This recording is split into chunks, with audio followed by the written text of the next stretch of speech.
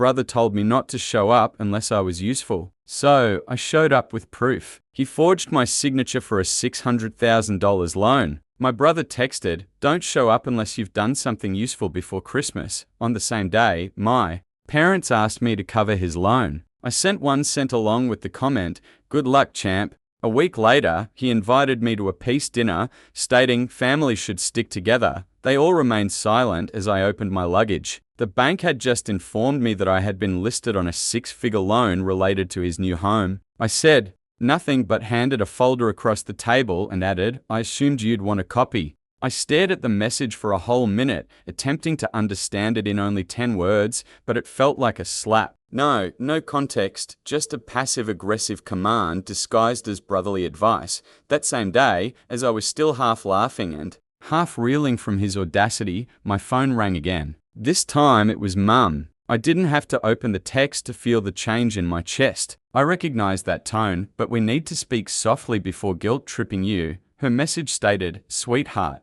your brother's mortgage payment is due. He is stressed. Can you cover this month until he gets back on his feet?" I slumped back in my chair and stared at my cold cup of coffee. My brother Anel, the golden child who always finds a way to avoid responsibility, was once again in need. And once again, it was up to me to assist. He had just purchased a new home 2 months earlier. Flashy, pricey, and far above his means. I knew it, as did our parents. And hey, even Anel knew it. But he wanted to brag to prove he was doing better than me. I accessed my banking app, scrolled down to my emergency fund account, and instead of sending him the $2,100 they had hinted at, I transferred exactly 1 penny with the comment, "Good luck, champ." The silence that followed was delightful. No phone calls, angry texts, nothing. A week later, Anel issued an invitation to a peace dinner. He said he wanted to make things right before Christmas. The family should stick together. My parents shared the sentiment.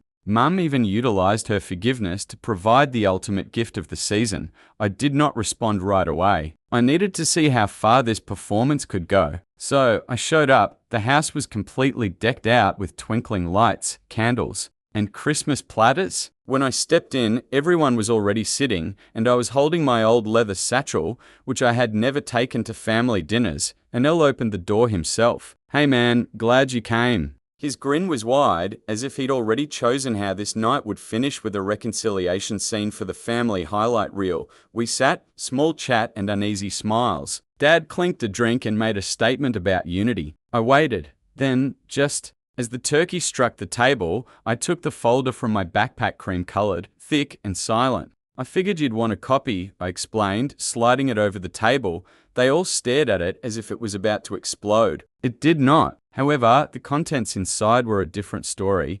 I didn't have to explain what the folder was. The bank's fraud department emblem was prominently displayed on the first page. This is my name, my signature, but it wasn't mine. A 6-figure loan I never applied for with the address linked to the mortgage. Anel's new home. The quiet struck like a bomb. Even Anel's twin stopped squirming. My father reached for his glasses, trembling, and opened the folder as if he didn't already know what was inside. Anel's smile faltered. "Wait, what is this?" "Oh, I think you know," I answered as cool as ice. My mother gasped as she flipped over the pages. "This must be a mistake. There's no way." "Anel, tell him this isn't," but Anel didn't say anything. He was staring at the papers, blinking as if he was attempting to turn them into something else.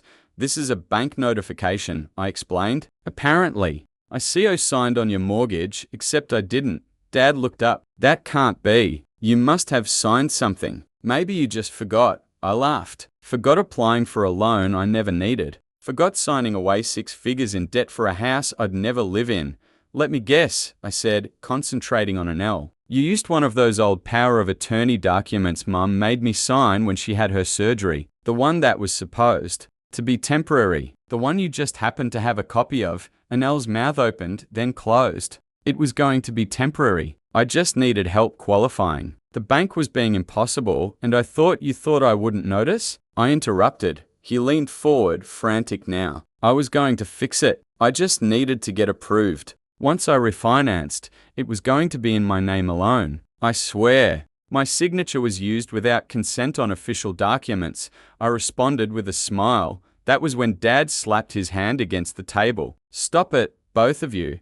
His voice sounded like thunder. This is Christmas. I don't care what happened. We're not going to do this here, right? I answered. Because we never do it here. We don't talk about how Anel has been leeching off me since we were teenagers. We don't talk about how you all act like I'm some Scrooge because I won't bankroll his every bad decision. My mum's lips were trembling. That's not fair, isn't it? I countered. Let me take you on a little walk down memory lane. I took them off with my fingertips. Freshman year of college, I dropped out because you asked me to help Anel pay off his car loan after he wrecked the one you bought him. 2 years later, I CO signed for his community college. He dropped out in a semester and left me with the debt. Then the time he got evicted. Who paid for that deposit? Who gave him a job at their company only for him to steal from petty cash? Dad appeared to want to talk, but I did not give him the opportunity, and through all of it, you kept saying the same thing. He's your brother. He's just figuring it out. Be patient.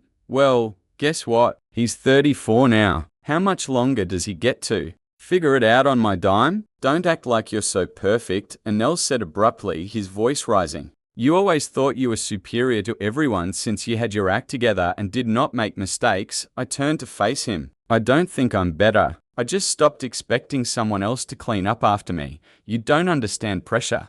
Anel retorted. I had to show I could build something too. I needed this house. I needed to prove I wasn't just some loser. What you did may be considered fraudulent. No, I mean he ran his hand through his hair. It's not like that. My mother attempted to grasp my hand. We can fix this. Let's not ruin the holiday. Ruin it? I laughed cruelly. The holiday was already ruined the moment you all sat here pretending like nothing happened. Like he didn't ask me for money right after Anel told me not to come unless I was useful. Dad's jaws tightened. He didn't mean it like that. He was stressed. He meant it exactly like that, I said. And so did I when I sent him a penny. I turned to Anel. You have 30 days to remove my name from that loan. I've already contacted a lawyer in the bank. If you don't act, I will. And you leave me no choice but to act legally. I grabbed the folder, placed it back into my backpack, and proceeded to the door. Nobody stopped me. Nobody said a thing. And thus, Christmas came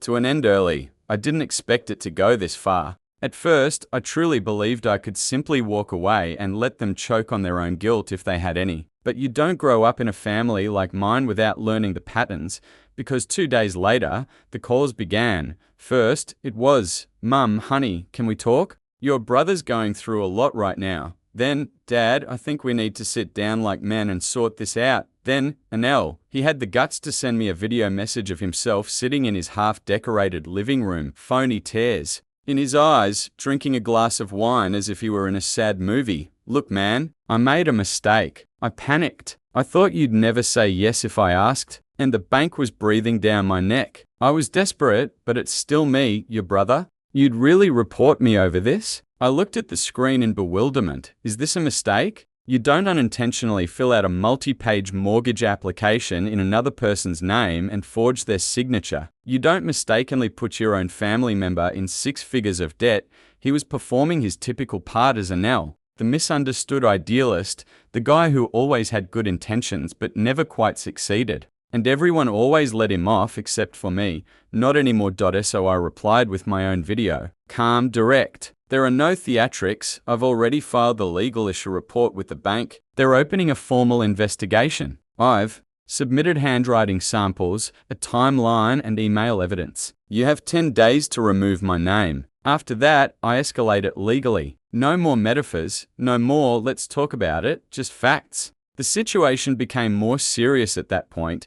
They showed up at my apartment the following night. I heard a beating on the door before I switched off the television. I looked through the peephole and there they were, Anel, Mum, and Dad. I didn't open the door, so Dad shouted through it, "This isn't the way a family handles things." That part made me laugh aloud. I actually had to cover my mouth. Mum's voice was next. "Please, sweetie, we can't let this destroy the family." Then Anel responded, "You're really going to ruin my life over some paperwork. You're not perfect either. You know that, don't you?" I opened the door. The 3 of them appeared to have just been caught stealing from a church donation box. I said nothing at first. I just stood in the hallway, cold air from outdoors, stroking over my legs. I finally spoke. "You already did destroy the family. I'm just acknowledging it." Dad stepped forward. Son, be reasonable. You want reasonable? I inquired. Let's talk about reasonable things. I took out my phone, tapped it a couple of times,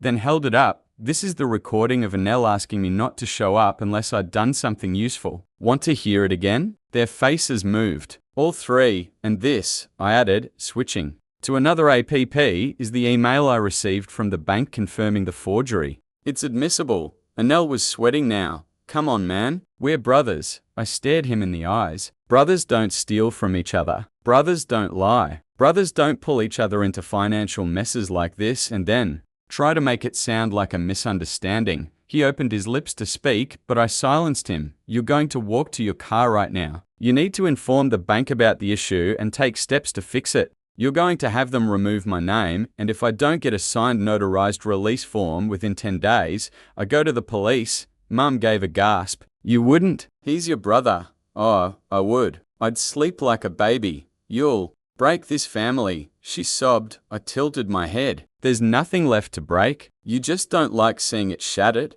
And then I made the ultimate move. I reached into the envelope affixed to my doorframe and handed them a copy of my lawyer's certified notice suing Anel for major mistakes and damages, including emotional anguish. You made adult choices. Now, it's time to take responsibility. They stood there, transfixed like statues. Then I closed and locked the door and proceeded to cook popcorn. That night, for the first time in years, I didn't grind my teeth. For the first time in years, my phone stopped ringing. No daily guilt trips from Mum. No gaslight voicemails from Dad regarding family values. Anel sent no text messages with passive-aggressive emojis or poor spelling, just silence. And let me tell you something. Stillness is addictive. At first, I was waiting for the other shoe to drop. Perhaps the police would call. Perhaps the bank would engage in some legal maneuvering and ensnare me in red tape, but none of that occurred. What actually happened was that Anel cracked on the 5th day after I sent the legal letter. I received a call, but it was not from him. He lacked the necessary courage. It came from his realtor. Apparently, Anel panicked and listed the house for sale. She nicely asked if I would be willing to sign a release of interest to help speed up the transaction. I told her I'd be pleased. As soon as Anel completed the notarized documentation to remove me from the loan, fair trade, within 24 hours, I received a PDF that had been notarized, signed, and stamped. A clean break. I was out, but that was not the true victory. The true victory came when Dad arrived at my office. Yeah, he didn't phone or text. He just sauntered in one afternoon as if he owned the place and looked approximately 20 years older than I had seen him before. I was now in the middle of a customer meeting.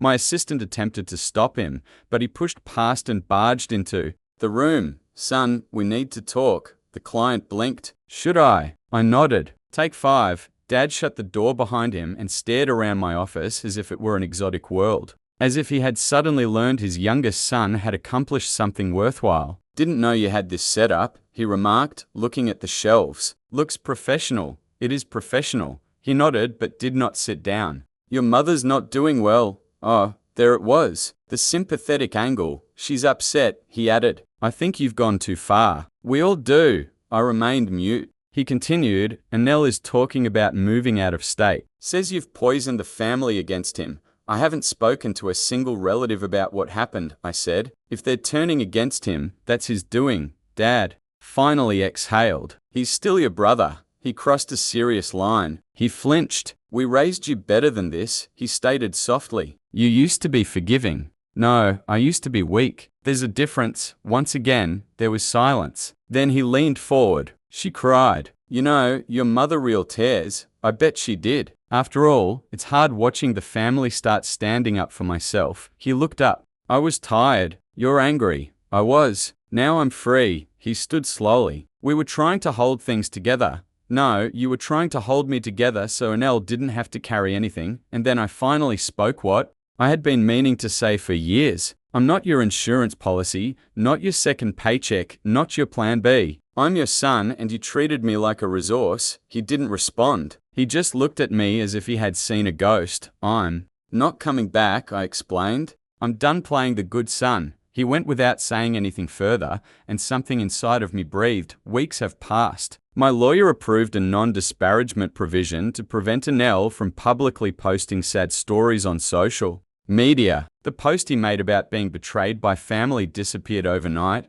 I heard through the grapevine that the house sold just barely. The market had cooled. He suffered a loss, then followed the messages. Aunt Faye says, I had no idea what he did to you. If you ever want to grab coffee, I'd love to catch up. My aunt responded, just know not everyone believed his version. I hope you're doing okay. Even my ex texted, took guts to do what you did. I never saw that strength in you before. I did not answer the majority of them, but I did grin, because that's what happens when you stop playing the villain in someone else's redemption tale and begin crafting your own. I moved to a new location, not far away, the same city, but with more light, large windows, clean walls. There is no ghost from the past lurking in the corners. I purchased new furniture, not second-hand. I have not borrowed from my parents, not blessed with 1,000 strings attached. Mine all of it. I began sleeping better, eating healthier. My therapist even said that I appeared lighter, and here's the crazy part. I started mentoring a neighborhood kid, smart, awkward, perhaps a touch overly eager to please. I was reminded of myself at that age. One afternoon, after I completed working on his resume, he looked up and said, how do you get so good at boundaries? I laughed. I spent 30 years learning the hard way, but do you want to know the true, full circle moment? Last week, I received a wedding invitation. Not a Nell's God, however, he came from one of his ex-girlfriends. He ghosted a woman 3 years ago after she told him she was pregnant. It turns out that the kid was his. It turns out that she reared that child alone. She discovered me on LinkedIn. The message contained the following: you were always the decent one. Thank you for never treating people like tools. You probably don't remember it, but when I stayed for dinner that night, you did the dishes while he watched TV. That moment stuck with me. I wasn't sure what to say, so I didn't say anything. I sat there holding the card, letting the tranquility pour over me, because the truth is, I won, not with vengeance, not while shouting, not by burning bridges. But they walked away while still holding the matches. I used to believe that being the good one was the aim. Keep your head down. Help when asked. Do not complain. Do not question. Just keep giving until someone expresses gratitude or you feel deserving. That falsehood ended the day I mailed Anel a dime. I've spent the majority of my life carrying obligations I didn't create, paying for decisions I didn't make, and absorbing blame like an emotional sponge for a family that never inquired how I was doing, and for what? Respect, love, belonging. I received none of those. What I received was a fake mortgage application, a holiday guilt trip, and a place at a table where everyone knew I was being duped but said nothing. Not anymore. Not again. Something changed about a minute after I said, no. It wasn't simply how people viewed me. It was in how I viewed myself. I stopped apologizing for having limitations. I stopped second-guessing my instincts. I stopped trying to rescue those who would abandon me to drown as soon as it became inconvenient. Something unusual happened. The weight lifted. I literally lost 20 pounds in 3 months without trying. My shoulders have ceased aching. My jaw stopped clenching when I slept. It turns out that carrying a full family's dysfunction on your back is far heavier than it appears. I began rebuilding both financially and personally. The apartment is basic but peaceful. I chose each item within it with purpose. No hand-me-downs. There's no gilt furniture. Nothing was bought with blood money or bribes. I bought a tiny espresso machine because I enjoy coffee, not because someone told me I needed to cut back. To pay for their bailout, I joined a boxing gym not to fight someone, but to remember what it is like to stand firm. People gradually began to show up with the correct ones. My neighbor invited me to dinner with his family. I felt awkward at first, waiting for some questions and angles, but there weren't any. Simply delicious food and laughs. One of my CEO workers gave me a Christmas card and remarked, "You've been different lately, lighter, happier." "I hope it's permanent," I said. "Me too." My family went quiet for a spell. The calls began to trickle in. Mum began with her quiet voice, which she employs when she wants to pretend nothing has happened. She asked if I wanted to come to Easter brunch. I asked if Anel would be there. She replied, "Of course." I replied, "Then I won't." Then Dad called. He said he missed me. They said the house felt empty without me. I asked if he missed me or the version of me who never said no. He hung up. Anel never called, but I learned through the grapevine that he moved in with a buddy once the house was sold. He created a podcast about repairing your life after betrayal. The irony almost killed me. Finally, they stopped calling. The Silence became a blessing, but the true ending is the one that sticks with me the most. It was a random Wednesday. Rain was tapping on my balcony. I was reading when a letter came through my postal slot. There's no return address. I opened it. Inside there was only one page. Typed, "You accomplished what I never could. You said no, you walked away. You showed the rest of us what was possible. Thank you." No name. But I recognized who it was. My cousin. Maybe it's my aunt. Even one of Annelle's exes. Someone still imprisoned in that poisoned orbit. Witnessing my escape and realizing they too could, I gently folded the letter and placed it in the drawer where I preserve reminders of who I used to be. Then I poured myself a drink, not to celebrate, but to remember, because mending doesn't imply forgetting what they did to you. It is about no longer requiring them to admit it. It is about no longer begging for affection that should have been given unconditionally. It's about becoming the person you were born to be. Once you stop bleeding. For everyone else, I used to believe that the worst thing that could happen was being cut off from my family. Now I see that not cutting the cord would have been the worst case scenario. Now I live the truth, and the fact is simple. I'm not their wallet. I'm not theirs at all. I belong to myself, and I'll never go back. Not for money, peace, or remorse. I closed the chapter without looking back. That's all for now. Thank you for listening to this story till the end. Don't forget to follow our channel and take care.